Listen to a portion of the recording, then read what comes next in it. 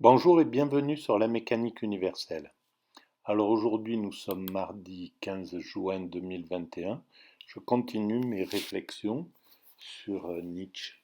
Et je voudrais commencer par ces quelques lignes qu'il a écrites quelques jours avant d'entamer son odyssée dans la folie. Il écrit: Très curieux, depuis une semaine, je comprends mes propres écrits.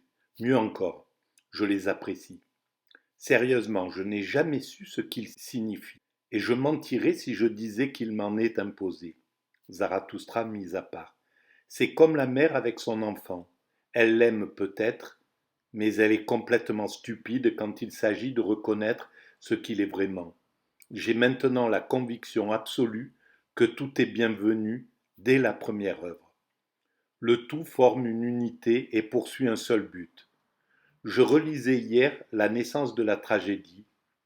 C'est une œuvre indescriptible, profonde, délicate, heureuse. Et je suis entièrement d'accord avec lui. L'ensemble de son œuvre est parfaitement cohérente. Elle est profonde, délicate, même dans ses agressivités. Et elle est surtout très importante dans l'histoire de la philosophie. Même si je conteste sa vision et ses propositions, justement à propos de ce dont nous allons encore parler, l'aristocratie qu'il voudrait voir au pouvoir, elle a été à un moment de l'histoire humaine au pouvoir, c'était cohérent, c'était logique au début de l'humanité, c'était quelque chose de très important. Jusqu'à la Révolution française, c'était certainement important aussi, mais l'évolution voulait autre chose. Et là, je vais essayer d'expliquer justement pourquoi on ne pouvait pas garder ces maîtres impitoyables, ces grands créateurs de valeur, pourquoi la création de valeur devait passer dans d'autres mains, progressivement, et aller vers une autre destination. Donc, selon Nietzsche, à l'origine de toute la créativité humaine, de toutes les grandes créations de l'humanité, le langage, l'organisation sociale, etc., se tenaient les aristocrates, les nobles, une sorte de noblesse, une sorte, les maîtres, voilà, qui avaient la main mise sur le reste, qui était pour une grande part des esclaves. Alors, ces aristocrates avaient, selon Nietzsche, beaucoup d'admiration pour ceux qui leur ressemblaient et beaucoup de mépris pour ceux qui n'étaient pas comme eux, qui n'avaient pas leur qualité. Et donc, ce tempérament, on peut l'assimiler au narcissisme. Et c'est effectivement une qualité essentielle dans l'évolution de l'humanité. À l'origine, encore plus, évidemment, et même maintenant, on peut le voir comme une qualité. C'est important, voilà. Simplement, le narcissisme a aussi des défauts, engendre aussi des comportements qui deviennent de plus en plus insupportables. Et pour la société, le mépris de ce qui est en dessous devient quelque chose de critiquable. Pourquoi nous sommes passés à ce genre de pensée? Pourquoi la société humaine a pris comme valeur, comme morale, la morale du spirituel, la morale, comme dit Nietzsche, la morale des esclaves? Pourquoi ce sont les esclaves qui, à un certain moment, ont gagné? Voilà, les esclaves, euh, on pourrait dire les spirituels, hein, puisque c'est à partir du moment où ils ont commencé à dire tu ne tueras point, voilà, à dire à ces dominants, tu ne tueras point, tu n'abuseras pas, du faible. Tu ne thésauriseras pas les privilèges, au contraire, tu partageras. Tu auras de la pitié pour celui qui souffre en dessous, etc. Toutes ces grandes valeurs que le spirituel a amenées, Nietzsche les conteste. Sauf que l'évolution aidant,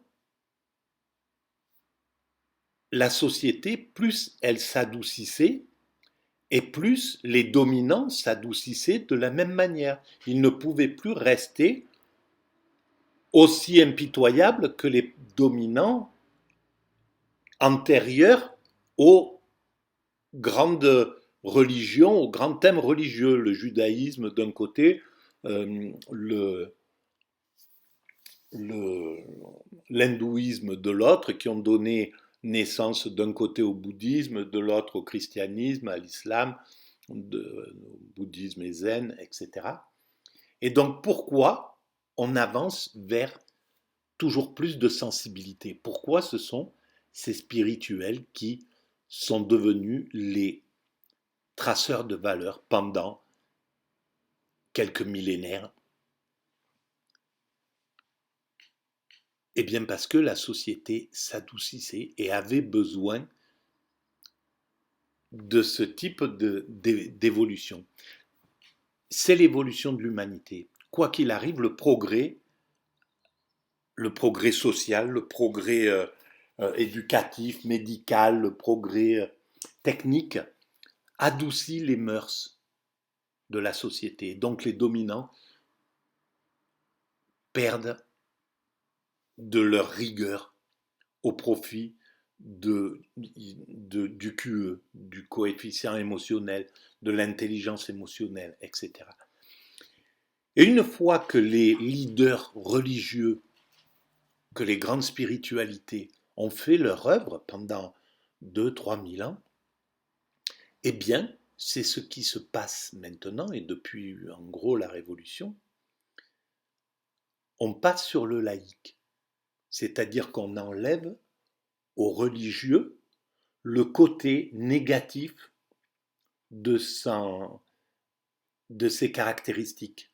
La morale moralisante contre laquelle Nietzsche s'est levé, à juste titre, sauf que pour lutter contre cette morale qui était injuste, la partie injuste de la morale, parce que la plus grande partie de la morale proposée par ces grandes religions était extraordinaire, extraordinairement bonne pour l'ensemble.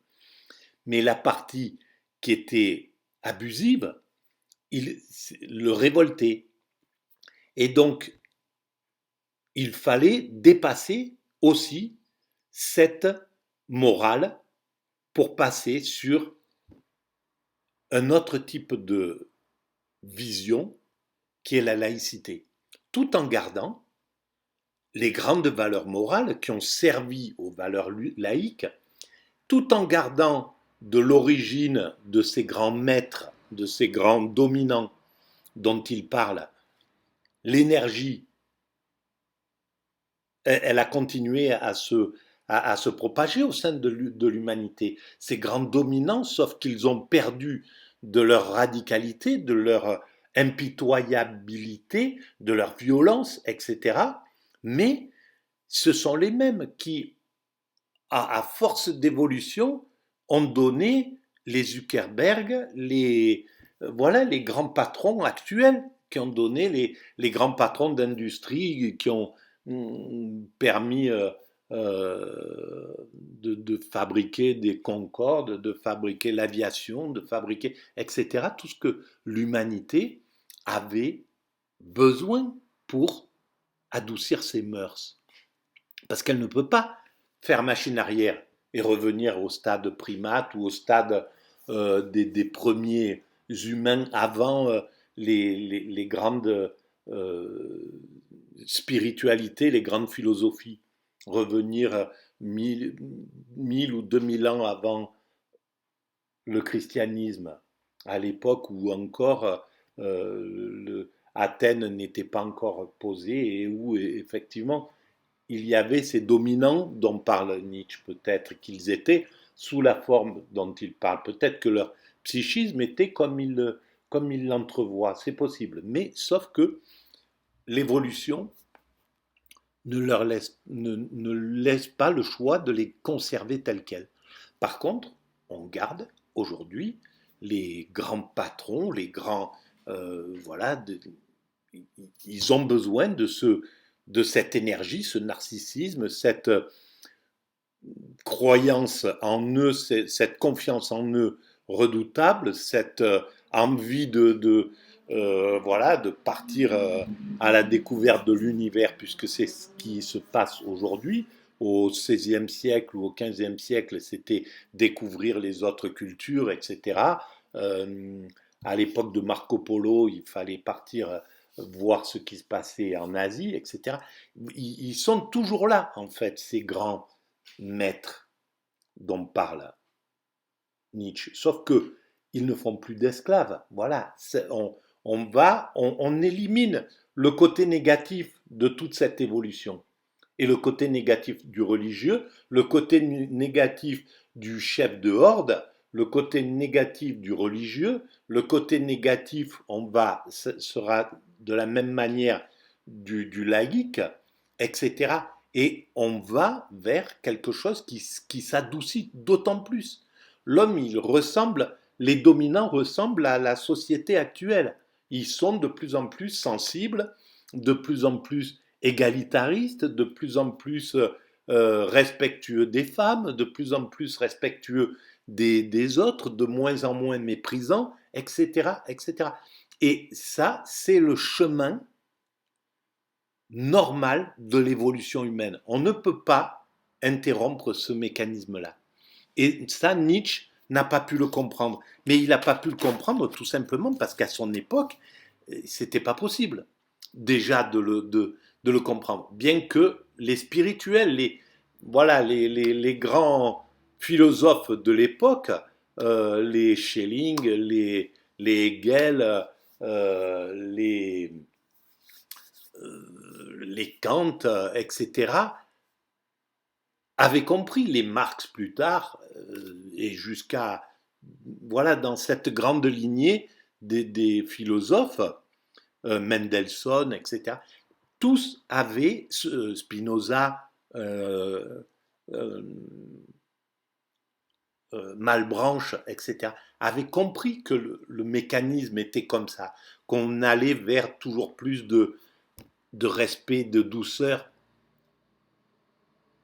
vers cette morale des esclaves dont parle Nietzsche. Mais c'est un chemin obligatoire. Et Nietzsche ne pouvait pas le voir, pas plus que le créateur de la roue pouvait être en même temps le créateur du pneu.